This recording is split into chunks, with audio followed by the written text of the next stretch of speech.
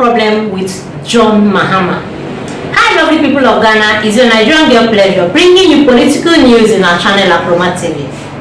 Dr. Bawumia has made some important notes and cleared the air over people coming out to drag in that he is having a problem or personal issue with John Mahama. Please watch. Tried to write them, and we have very much put everything back on course. We've brought macroeconomic stability. We have, restored teacher training allowances, nursing training allowances. We've brought in new initiatives like planting for food and jobs, one district, one factory transformation that is taking place in this. So we have really rescued this country and this economy from the mismanagement of John Mahama. Yes. Now you don't understand what they mean by coming to rescue. Maybe we've rescued the country already, and we are now building upon that. And so they are, unless maybe they are not well informed. Well, the NDC's argument is that in the same way as the first NPP government, the Kufuor government, took Ghana into the heavily indebted Poor Countries Initiative, HIPIC, what the NPP Kufuor government has done is take Ghana into heavily indebted middle-income country status. So from HIPIC to HIMIC, it's I think the slogan. Do you not see that there is some justification for that, or do you see that as a natural stage in Ghana's development? Well, there's really, again, thankfully, we were the ones who had to say it, but both the IMF and the World Bank have said that the NDC's analysis of our situation is wrong, and we are not in any danger of unsustainability of debt. The Bank of Ghana, in their latest monetary policy release, has put our debt to GDP ratio at 71%. And that is where it is. But we know why it is there. 4% of that 71% is because of the financial sector rescue of 21 billion. Another 2% is because of these power purchase agreements that they were signing with power producers, where we've had to pay 12 billion Ghana cedis for power that we haven't consumed. 12 billion Ghana cedis. We had to pay arrears of about 11 billion that they left us. So we understand, and of course with COVID coming in, we've had to spend a bit more to protect the lives of our people, and we make no apologies for that. The important thing, most important thing in this discussion, which they lose sight of, is look at the fundamentals of the economy. Look at what is happening to inflation. It's declining. Look at what is happening to interest rates. They are declining. Look at what is happening to the exchange rates. It's stable. We've had the most stable exchange rate for the first term of any government since 1992.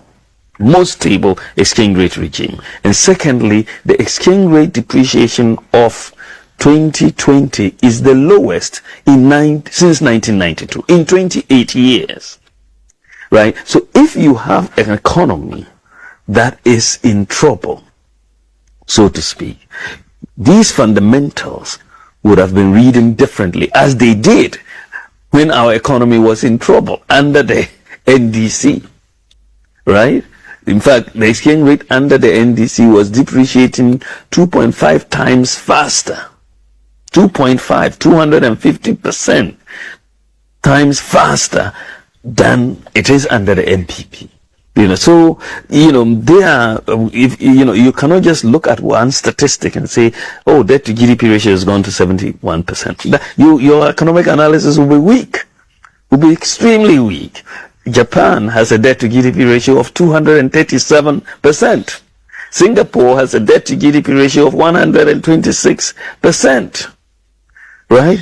But you are not calling any of those countries HIMIC, right? Or whatever, right? But it's about how for example, if you look at our debt profile, we have elongated the debt profile. We have gone on to the longer end of the market. We've issued bonds as long as 41 years. For the first time in our history, the market has had that confidence to allow us to issue debt of that length, and so on. So we are managing our economy well, and both the World Bank and IMF have said that. Of course, we always have to be cognizant of our debt situation as we go forward to make sure that we come back onto the path of fiscal consolidation that we started on, and I believe that we will do just that. We will do just that. So the product of, if you like, your objection to the NDC's emphasis on a rescue mission is not to do with a personal problem that you have with John Mahama?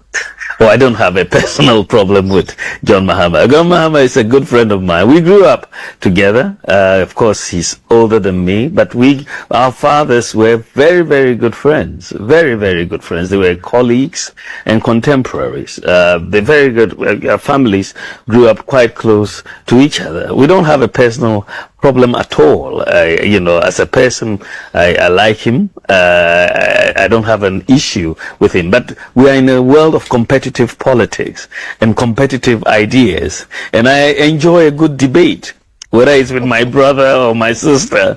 If we come to debate, we will debate, but there's nothing personal.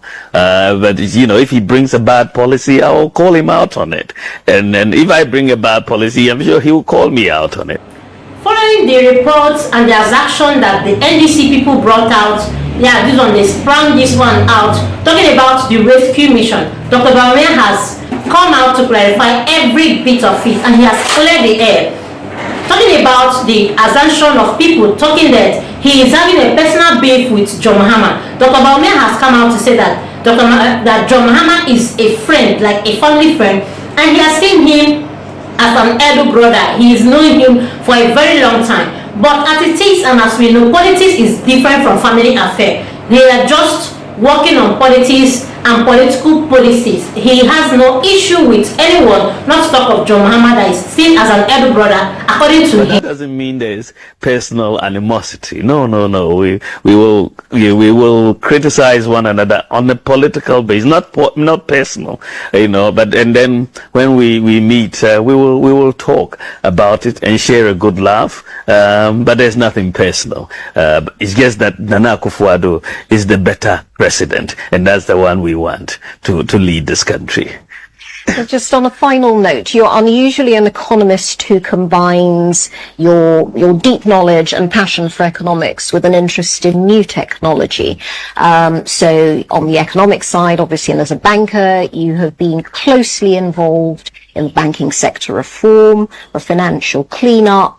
On the new technology side, you've been very much involved in digitization of the economy, the interoperability system that's been introduced, and various other initiatives, and also Zipline, which has made a huge difference to healthcare. In what you hope will be an Akufo-Addo Mark II government, how do you see those agendas being furthered? Thank you very much. I think that the Akufo-Addo's vision is to modernize this economy, to formalize this economy, and digitization gives us that vehicle to allow for the formalization and modernization of our economy.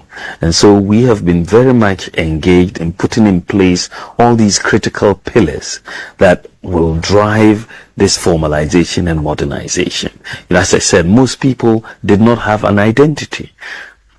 You can't tell anybody who is who. You don't know. No unique ID. No passport.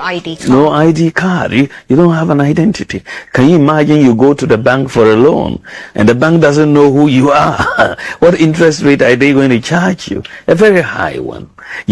So you have major issues with that. People don't have addresses for their homes. The bank will not know where to find you if you don't pay. So there were so many things. People don't have tax identification numbers because you don't even know who is who to even know if they can pay tax or not. So we basically said, no, let's put in place a framework that will allow the digitization of the economy to solve these problems and also to provide an efficient delivery of government services, especially to the poor. You know, if you go to a government office and you're looking for a service, whether it's a passport or you're trying to apply for a driver's license or something, and you don't know somebody, it's difficult. In the past, that was how it was. They go to the port and so on. So we wanted to put in place systems that it doesn't depend on who you know. So this is why we've gotten the national ID system moving. We've issued about 15.5 million cards now. We should enroll 15.5 million people. We should complete that whole exercise next year. And everybody will be recorded, essentially. We will have that database. And now we are going to roll out number plates. Now you've heard him. He has said it that he has no issues with him. He's not quarreling with anybody. Just that he choose Nanado as the better person to rule Ghana. Not any other thing. No malice attached. No string attached. Please do well to like, comment, follow. Put on notification bell so you get all our news one by one. Thanks my people. I'll be back.